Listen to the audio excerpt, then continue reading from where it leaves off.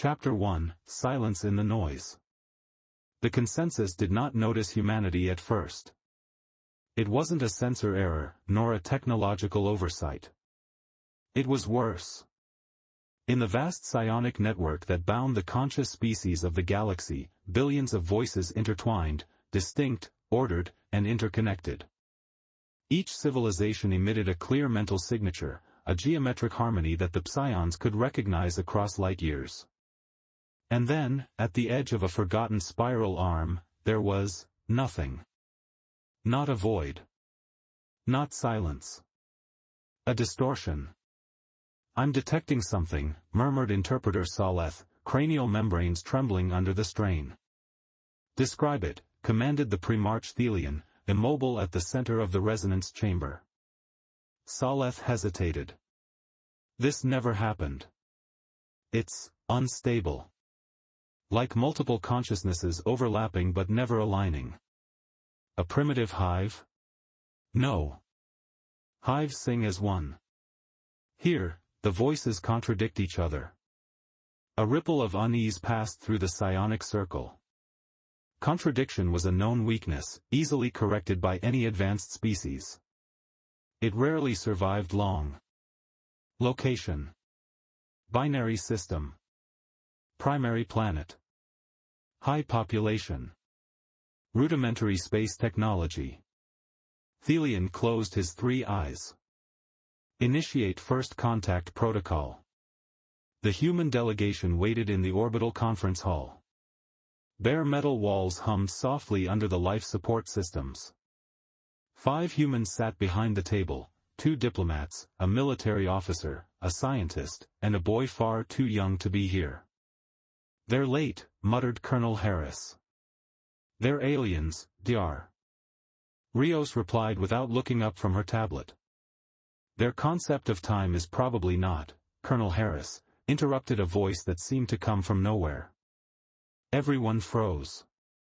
The temperature dropped slightly. The air thickened, like charged static. "We thank you for your patience," the voice continued, perfectly articulated, devoid of emotion. "I am Thelian, Primarch of the Consensus. We speak directly to your minds to avoid the ambiguities of language."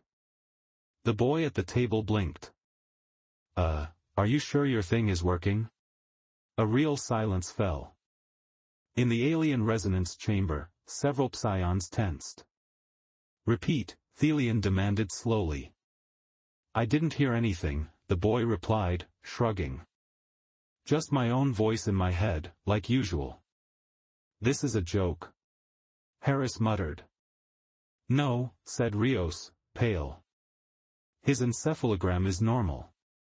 Thelian amplified the psionic projection. "Humans. Your species has been identified as conscious. Therefore, you are now integrated into the consensus. Resist, and you will suffer. Cooperate, and you will know harmony." The scientist raised a hand to her temple. I feel something. Pressure." Harris groaned, jaw tight. "I've seen worse in interrogations." But the boy laughed. "Seriously, you all hear some cosmic voice and nobody finds it creepy? Why aren't you responding?" Thelian's voice carried a trace of tension. "Because I'm thinking about something else," the boy said. "Like whether I left the stove on at home."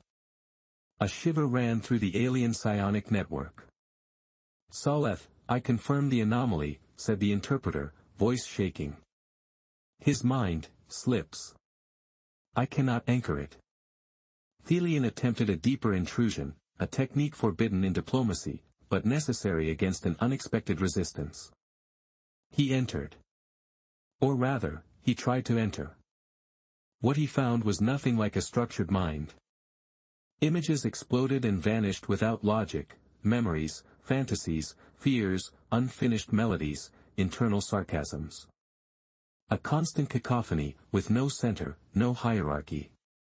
"It's loud," Thelian whispered, despite himself. And then, pain. Sharp. Violent. As if something had turned against him.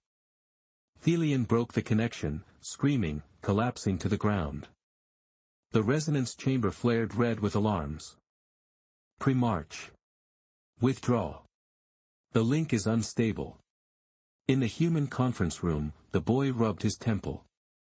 Wow. That gave me a headache. What did you do? Harris asked, stunned. Nothing. I just thought that voice was pretty rude.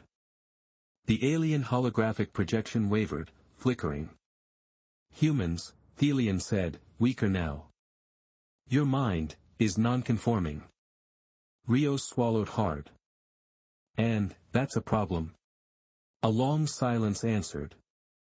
Then the voice returned, colder than before. Yes. A major problem. In the darkness of space, the fleets of the consensus subtly adjusted their trajectories, the first signs of unease rippling through an empire that had never known resistance.